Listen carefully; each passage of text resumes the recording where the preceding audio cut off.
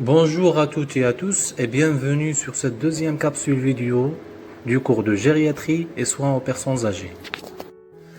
Les principaux troubles liés au vieillissement. Premièrement, les troubles de sommeil. Donc des perturbations du cycle veille-sommeil peuvent survenir au cours du vieillissement. La principale altération que subit le sommeil des personnes âgées se situe plutôt au niveau de la continuité que de l'induction. Les modifications du sommeil électrophysiologique avec l'âge. Généralement, le sommeil se compose d'une succession de stades. L'éveil, l'endormissement, sommeil lent profond et sommeil paradoxal. Parmi les altérations de sommeil imputables au vieillissement, certaines se rencontrent plus fréquemment. Une diminution de l'efficacité du sommeil, amoindrissement du sommeil lent profond, diminution de la latence au sommeil paradoxal. L'insomnie.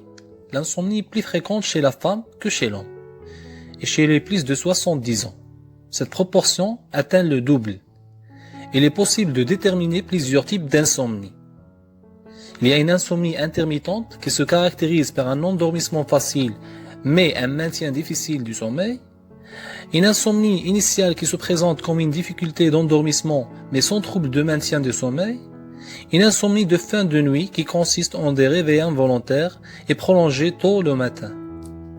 Une même personne peut présenter plusieurs de ces formes d'insomnie de façon concomitante. Pour les causes, il y en a plusieurs causes, parmi lesquelles on peut citer une insomnie psychophysiologique.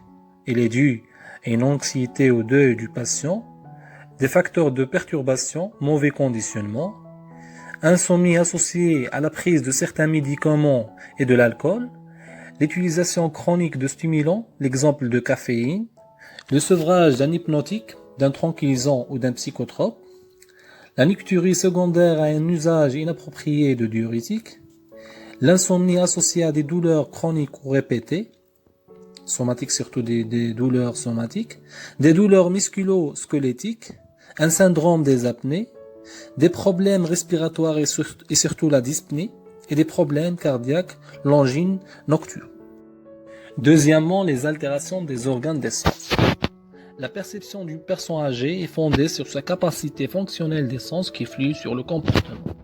Le vieillissement modifie les facultés sensorielles. On trouve généralement des problèmes visuels et des problèmes auditifs. Pour les problèmes visuels, le glaucome est une maladie oculaire la plus grave des sujets âgés. Il risque de rendre la personne complètement aveugle lorsqu'il n'est pas traité. La cataracte est causée par l'opacification et des modifications dégénératrices du cristallin de l'œil. Pour les problèmes auditifs, la presbyacousie est de loin la cause la plus fréquente de surdité et correspondant au vieillissement. Généralement, l'individu perçoit bien les sons, mais éprouve de la difficulté à les décoder et à les comprendre. Le bouchon de cire humaine. L'accumulation de cire dans le conduit auditif externe est une cause fréquente de surdité, surtout lorsqu'il s'y rajoute à une presbyacousie. En prévention, il faut aviser les personnes de ne pas utiliser de coton-tige, car il risque de pousser la cire vers l'intérieur du canal auditif. Troisièmement, les troubles de la marche et les chutes. La stabilité se définit comme un équilibre, stable, mobile, soumis à une régulation constante. Il nécessite une bonne perception et une bonne intégration des informations provenant du système vestibulaire, proprioceptif et oculaire. Donc pour les chutes et ses causes, l'étiologie de la chute est en règle polyfactorielle. Pour l'OMS, on distingue les facteurs endogènes et les facteurs exogènes. Pour les facteurs endogènes, il y a des facteurs pathologiques, comme des maladies cardiovasculaires, l'hypotension et neurologiques, et des facteurs liés au vieillissement, le déficit sensoriel, détérioration mentale, faiblesse musculaire, troubles neurologiques, troubles psychiques, incapacité d'origine rhumatologique. Pour les facteurs exogènes, liés à l'habitat et l'environnement, et iatrogènes provoqués par l'intolérance aux médicaments. Les troubles de la marche. La marche est le mode de déplacement physiologique de l'homme, lui permettant de se déplacer d'un lieu à un autre. Les étiologies des marches pathologiques sont classées comme suit. Les affections neurologiques et les affections ostéo-articulaires.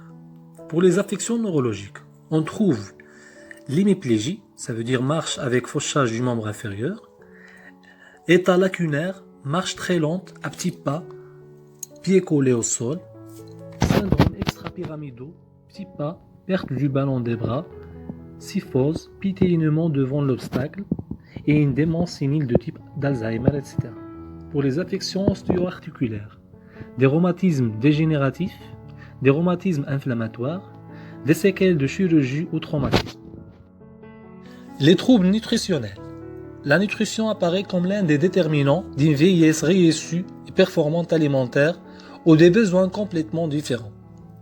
La sénescence peut influer sur le statut nutritionnel en créant un terrain propice à la malnutrition. Le vieillissement lui-même n'est pas une cause de dénutrition. C'est la survenue de la maladie et de modifications de l'environnement qui favorise la dénutrition.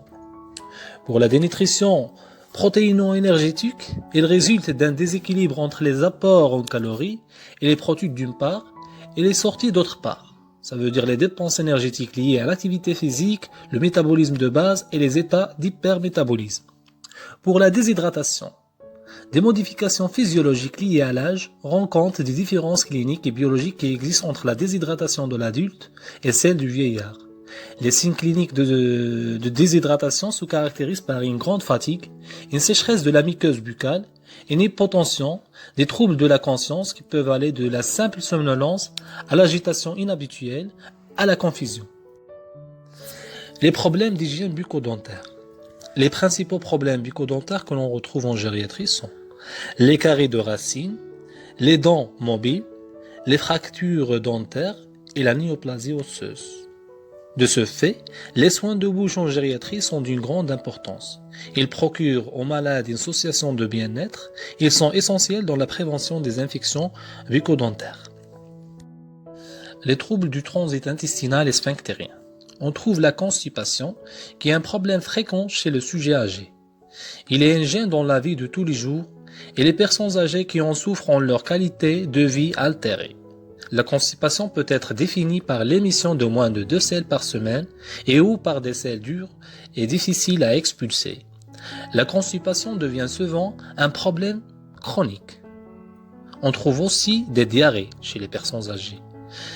Les diarrhées même banales peuvent exposer les sujets âgés au risque de déshydratation et aux troubles hydroélectrolytiques. Souvent en gériatrie, ils sont de 2 ordres, des fausses diarrhées et des diarrhées médicamenteuses. Pour l'incontinence urinaire, elle est définie comme la perte involontaire des urines. Les troubles cognitifs et les troubles du comportement. Un des problèmes les plus fréquents chez le sujet âgé atteint d'une affection psychiatrique ou neurologique est la perte progressive du contrôle volontaire des comportements, particulièrement chez ceux qui présentent des déficits cognitifs. Les troubles cognitifs. Les troubles cognitifs se définissent comme suit. Ce sont les troubles amnésiques, les troubles de la conscience et les troubles de l'efficience intellectuelle. Pour les troubles amnésiques, amnésie des faits récents, amnésie des souvenirs anciens. Aphasie, ça veut dire perte des mots et des noms. Agnosie, c'est l'impossibilité à reconnaître des objets, des images, des messages par la vision ou l'audition ou le toucher. Apraxie et gestualité. C'est la difficulté pour s'habiller, difficulté à l'imitation du geste. Pour les troubles de la conscience, désorientation temporelle, l'année, la saison, le mois, le moment de la journée, le jour ou la nuit, désorientation spatiale, le malade ou bien la personne âgée ne reconnaît pas son pays, la région, la ville, la porte pour sortir de sa chambre, son lit, etc. Désorientation pour les personnes, ne reconnaît pas ses proches. Pour les troubles de l'efficience intellectuelle, ce sont les troubles du jugement, de l'attention et de la concentration, de difficulté à résoudre des problèmes et à faire face à des situations nouvelles. Les troubles du comportement. La majorité des personnes âgées peut présenter plus d'un type de troubles du comportement à la fois. Exemple, l'errance, la fuite, des gestes répétitifs. Toutefois, il ne faut pas voir dans ces troubles du comportement une maladie ou un syndrome, mais plutôt un concept subjectif polymorphe, exprime sous différentes formes. l'agitation, l'agressivité, cris, etc. Les troubles du comportement reflètent une problématique sous-jacente. Ils sont le mode d'expression, une façon de communiquer pour les patients démunis sur le plan cognitif. La majorité des symptômes comportementaux a des causes multiples et nécessitent une modification de l'environnement social et physique ainsi que des soins médicaux et infirmiers. Le syndrome d'immobilisation. L'immobilisation est un état auquel aboutissent de nombreuses affections du vieillard. Elle a souvent des conséquences désastreuses et constitue toujours une menace à la santé des sujets âgés. Pour les causes, plusieurs affections peuvent engager un syndrome d'immobilisation.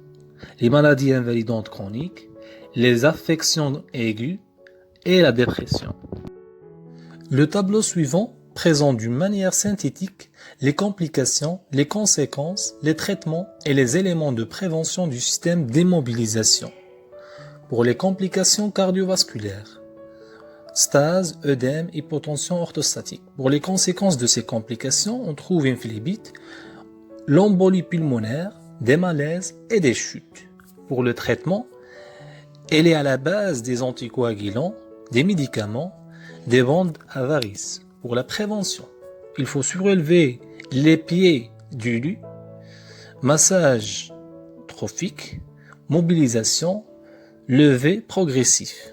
Pour les complications infectieuses, on trouve des infections pulmonaires, urinaires et cutanées. Pour les conséquences de ces complications, encombrement, fièvre, décompensation cardiaque, septicémie et déshydratation. Pour le traitement, il y a à la base de l'antibiothérapie, aérosolthérapie, kinésithérapie respiratoire et la réhydratation. Pour la prévention, la position demi-assise, l'alimentation semi-liquide, l'hygiène, pas de sonde à demeure. Pour les complications cutanées et surtout les escarres, les conséquences, douleurs, surinfection, décès. Pour le traitement, des antalgiques et des soins locaux.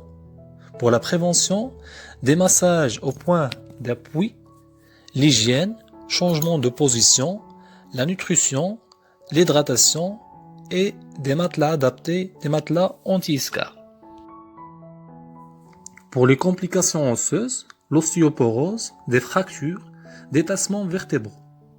Les conséquences de ces complications, impotence fonctionnelle, des douleurs, pour le traitement, le positionnement, les antalgiques et le traitement orthopédique. Pour la prévention, la mobilisation au lit, mise au fauteuil et bonne alimentation. Pour les complications digestives, troubles de déglutition, reflux gastro-œsophagien, fécal.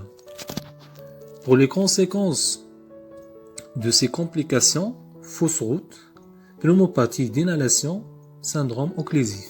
Pour le traitement, l'antibiothérapie, anti-reflux, évacuation digitale, lavement évacuateur. Pour la prévention, la position demi-assise, l'alimentation semi-liquide, l'hydratation, des laxatifs. Pour les complications musculo-tendineuses, l'amyotrophie, le raccourcissement, la rétraction et l'ankylose. Pour les conséquences de ces complications, les attitudes vicieuses et douloureuses. Pour le traitement, la kinésithérapie, dépliage chirurgical, ergothérapie. Pour la prévention, massage, positionnement, mobilisation et verticalisation. Pour les complications nerveuses, une compression nerveuse. Les conséquences de ces complications, des paralysies. Le traitement, c'est kinésithérapie intensive. Pour la prévention, le positionnement. Pour des complications urinaires, surtout la rétention et l'incontinence urinaire. Les conséquences de ces complications, l'insuffisance rénale, la pyélonéphrite, les escarres, attente narcissique. Pour le traitement, sonde post-mictionnelle, évacuation de fécalum, exploration de la prostate, bilan urodynamique, médicaments selon la cause. Pour la prévention, surveillance du transit, passage régulier du bassin en mise sur les toilettes, pas de couche systématique. Pour les complications psychiques, c'est surtout le syndrome dépressif, des états régressifs, l'anxiété, l'angoisse et le syndrome confusionnel. Pour les conséquences, dévalorisation, atteinte narcissique, attitude opposante, demande de maternage. Pour le traitement, prise en charge psychologique, les antidépresseurs et les traitements de la cause. Pour la prévention, il faut rassurer, revaloriser, tenir compte des capacités restantes, stimuler les actes de la vie quotidienne. Le syndrome de glissement. Le syndrome de glissement est un concept d'origine européenne. Le malade âgé, souvent atteint de maladies multiples, renonce à vivre à la suite d'un stress physique ou psychologique.